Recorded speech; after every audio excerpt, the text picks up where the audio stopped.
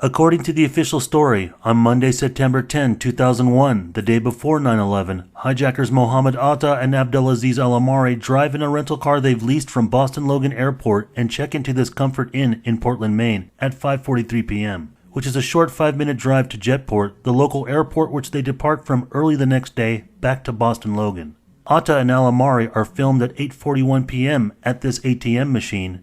and at 9:15 p.m. getting photographed at this Jetport gas station just a few blocks away. And the last time they are caught on film that night at this Walmart store where they were seen moving around the aisles for about 20 minutes. The final time they are captured on film is the next morning on September 11th, going through the Jetport security at 5:45 a.m., with their next destination to Boston, where they allegedly meet with 3 other hijackers out of 8 already present there at the airport, and boarded American Airlines Flight 11 departing around 8 a.m., while the other remaining 5 hijackers, led by Marwan al-Sheihi, boarded United Airlines Flight 175 departing 15 minutes later, with ultimately both planes crashing into the World Trade Center about an hour later. But this part of the official story with the unnecessary connecting flight makes the route of travel too risky and has been a problem with most authority figures and experts on the matter who can't give a clear answer as to why Atta and Al-Amari went to Portland, Maine. However, in the immediate FBI Dragnet investigation into the 9/11 attacks, while no hijacker names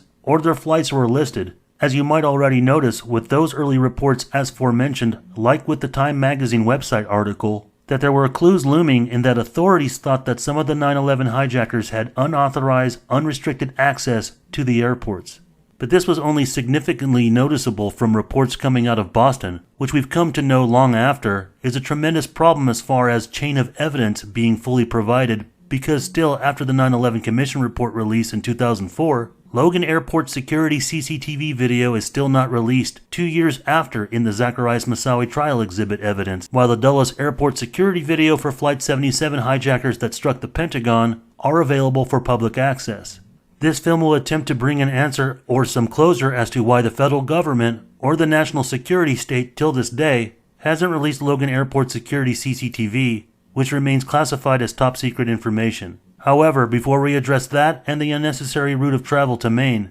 there are many things that need to be looked at, because on September 13th, some of the mainstream news networks were reporting this. Meanwhile, investigators here seem to have collected all the evidence that they want to from this airport. We've been told that they took some seats from some terminals to test them for DNA. Also, as we told you yesterday, there was a car that was impounded from one of the parking lots here at Logan that was connected with the hijackers. And in that car, we told you, were flight manuals in Arabic. We're also now learning from law enforcement sources that there was a ramp pass in that car,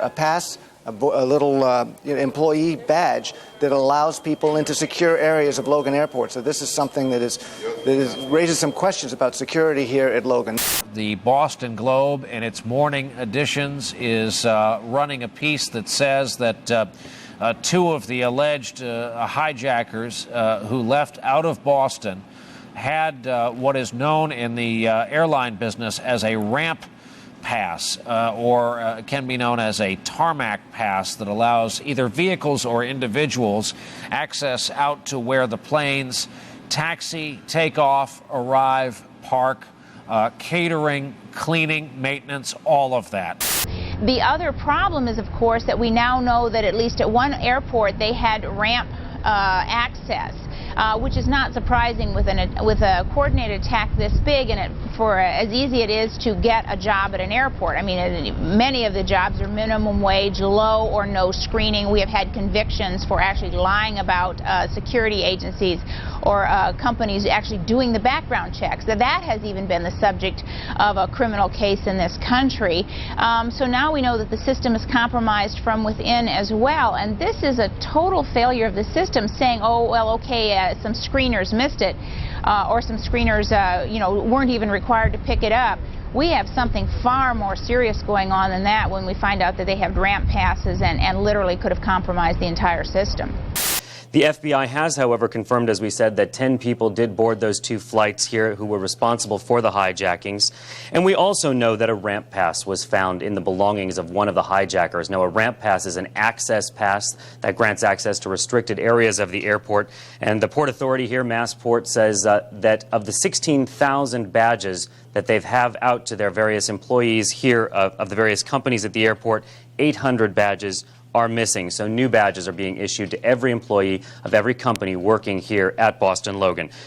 I wanted to mention another interesting development too, Pete, that Chris Hansen mentioned earlier, is that a ramp pass was found inside that car that they searched at Logan Airport, which must lead authorities to believe that somehow this was partly an inside job. We know that some of the people involved in the attacks on Tuesday had ramp passes, fake IDs, and perhaps fake uniforms as well. Aside what suspicious items were first reported to have been found in the white rental car left in the parking lot, as well as combined with what was discovered in the suitcase left at Logan, copies of the Koran, flight training manuals, and letters and instructions written in Arabic, flight uniforms and Logan ramp passes were also discovered, in which will be determined as having belonged to Mohamed Atta. But these revelations, which are later to be buried, would be sufficient evidence and an early indicator that some of the hijackers had the ability of gaining unrestricted access inside Logan Airport. Details about ramp passes and other later reports of having flight uniforms seem to disappear, as they are not part of the official story or contained within the Zacharias Moussaoui trial evidence exhibits. And if we're dealing with hijacking suspects who simply boarded flights just as traveling passengers, they would have been simply identifiable by each of their transactions, purchasing tickets, and being on the flight manifest. But also, as Fox News' Bill Rapley detailed, that investigators took seats from the terminals to collect DNA evidence. And this was also done by investigators for the rental cars left, looking meticulously for any items the hijackers may have left over, as DNA samples were collected under normal protocol. But you have to ask yourself, if all the hijackers simply boarded their flights with real names as passengers, in what news reports were professing, they not only know the number, though, they know the identities of each of the individuals, and they know what specific plane they were on, which is significant to investigators because, again, these people apparently didn't give a tinker's damn about trying to hide their identity. They bought their credit, they used their credit cards, bought a ticket, got in line, got on the plane, and here I am. There wouldn't be any reason for federal investigators to go the extra lengths of collecting departure lounge chairs to collect DNA, which begs the question as to why. That